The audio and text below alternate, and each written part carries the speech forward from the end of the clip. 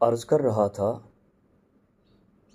عبادت کہتے ہیں اللہ کے احکاموں کو مان کر ان کے مطابق اپنی زندگی بسر کی جائے، نبی کے فرمان کو تسلیم کر کے اس کے مطابق زندگی بسر کی جائے۔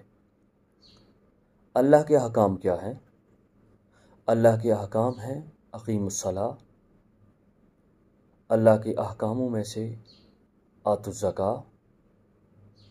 اللہ تبارک و تعالی کا یہ جو کلام ہے، اللہ نے کافی سارے احکاموں کا حکم عطا فرمایا اور نبی کا فرمان ہے، جیسا کہ اللہ تبارک و تعالی نے 37ویں پارے میں فرمایا وَمَا خَلَقْتُ الْجِنَّ وَالْإِنسَ إِلَّا لِيَعْبُدُونِ۔ اے انسان، میں نے تجھے صرف اپنی عبادت کے لیے پیدا کیا، اپنی عبادت کے لیے، انسان کو بھی اور جنات کو بھی اپنی عبادت کے لیے پیدا کیا۔ لیکن یہاں مقصود دنیا میں آنے کا صرف عبادت ہے، لیکن ہم نے اللہ کی عبادت کرنے کی بجائے اللہ کی عبادت کو چھوڑ دیا۔ کاروبار پہ اپنی زندگی بسر کر رہے ہیں، تجارت پہ اپنی زندگی بسر کر رہے ہیں، شادی بیاہ پہ لہو و لعب میں، حالانکہ اللہ نے قرآن پاک میں فرمایا وَمَا هَٰذِهِ الْحَيَاةُ الدُّنْيَا إِلَّا لَهْوٌ وَلَعِبٌ۔ اے دنیا ایک کھیل اور تماشا ہے، ایک نہ ایک دن گزر جائے گی۔ اللہ کا حکم ہے کہ 5 وقت کی نماز پڑھو، اقیم الصلاۃ کی نماز قائم کرو۔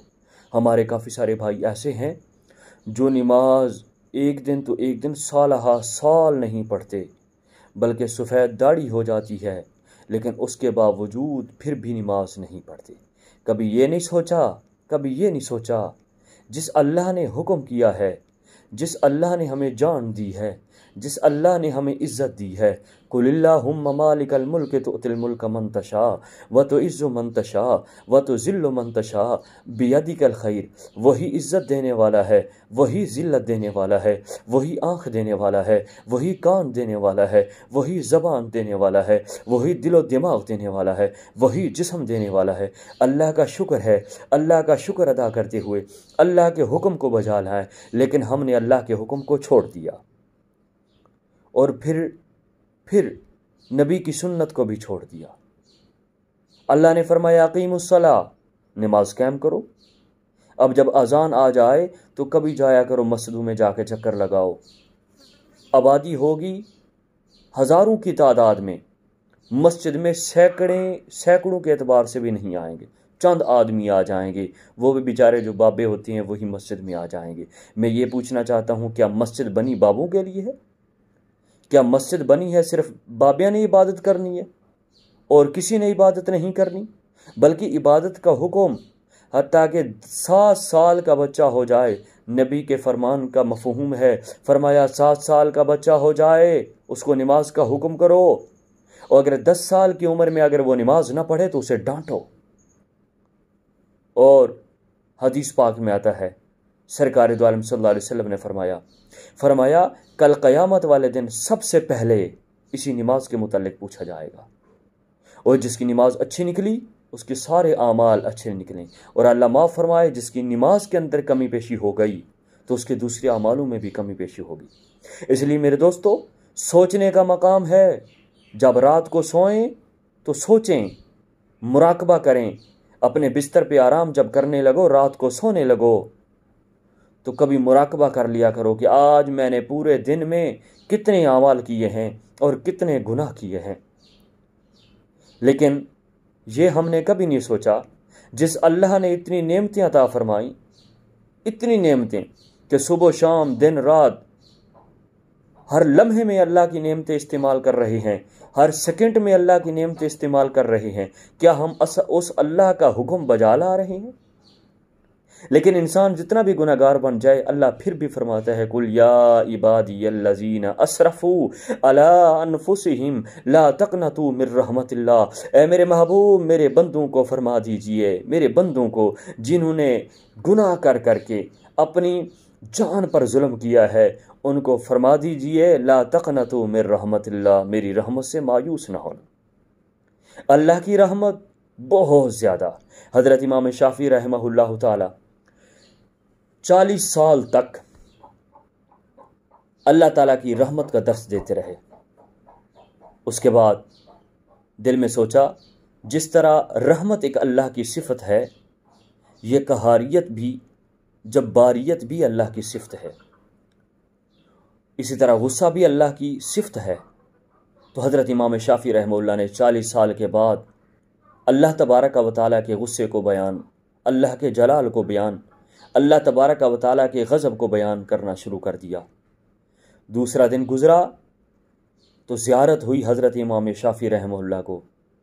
اللہ تبارک و تعالیٰ نے فرمایا اے میرے بندے شافعی، کیا میری رحمت ختم ہو چکی ہے؟ تو نے میرے غضب کو چھیڑ لیا ہے۔ سبحان اللہ۔ اس لیے میرے دوستو، اللہ تبارک و تعالیٰ کی رحمت جو ہے بے بہا ہے۔ ان اللہ لا یغفر الذنوب جميعا، آج وقت ہے، آج وقت ہے، آجا توبہ کر لے۔ اللہ کی قسم کھا کے کہتا ہوں، اگر صدقے دل سے توبہ کر لے گا، آنکھوں سے آنسو بعد میں نکلے گا، لیکن پہلے تیری بخشش ہو جائے گی۔ آنکھوں میں آنسو بعد میں نکلے گا، پہلے تیری مغفرت کا اعلان ہو جائے گا۔ آنسوں میں آنکھوں توبہ کی وجہ سے بعد میں نکلے گا، پہلے اللہ تعالیٰ تجھ سے راضی ہو جائیں گے۔ حضرت بنی اسرائیل کی قوم کا ایک آدمی تھا جس نے اتنے گناہ کیے، گناہ پہ گناہ، گناہ پہ گناہ۔ وہ ایک روایات میں آتا ہے کہ اس نے ایک کم 100 قتل کیے۔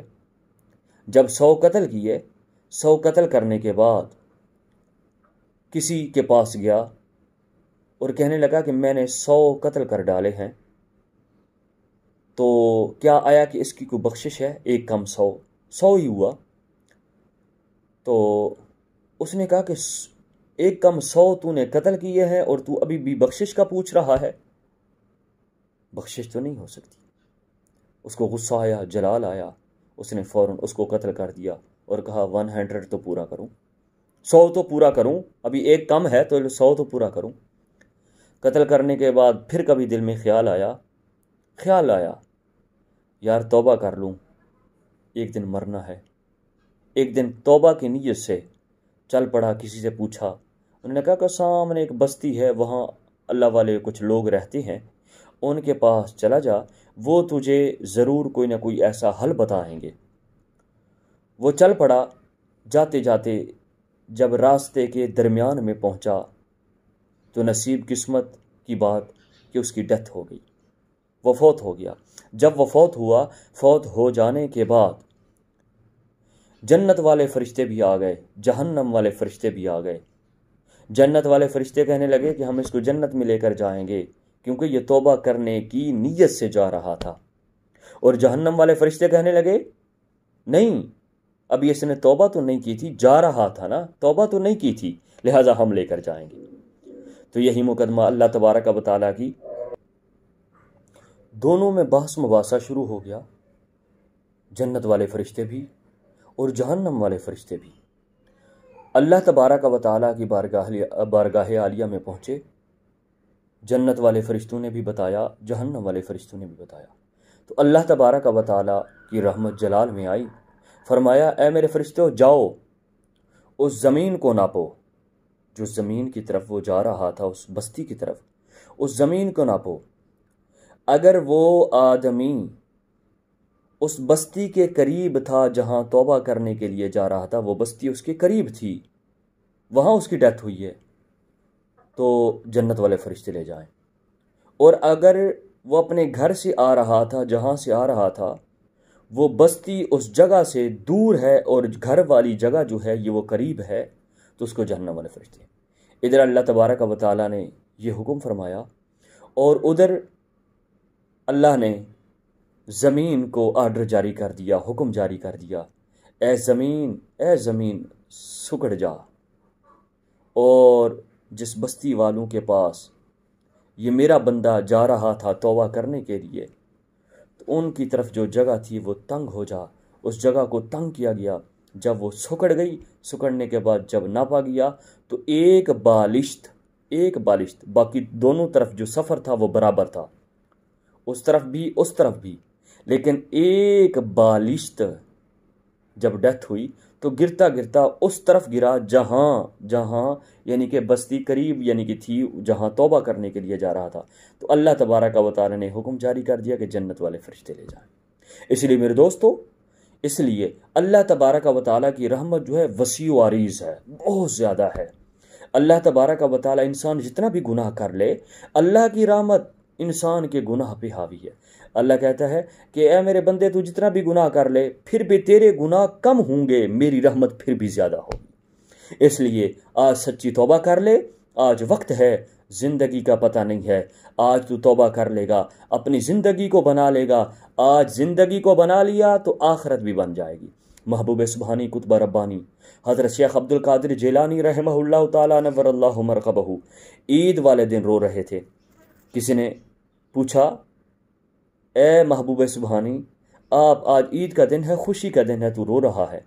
حضرت محبوب سبحانی نے بڑا پیارا جواب دیا، فرمایا میری تو اس دن عید ہوگی جدو ایمان لے کر صحیح سلامت میں دنیا سے رخصت ہو رہا ہوں گا۔ اس لیے میرے دوستو، ہمیں بھی چاہیے کہ ہم اچھے اعمال کریں، ہمیں بھی چاہیے ہم 5 وقت کی نماز پڑھیں، اللہ کے حکموں کو بجا لائیں، نبی کی سنت کو اپنائیں۔ اللہ تعالیٰ عمل کی توفیق عطا فرمائے۔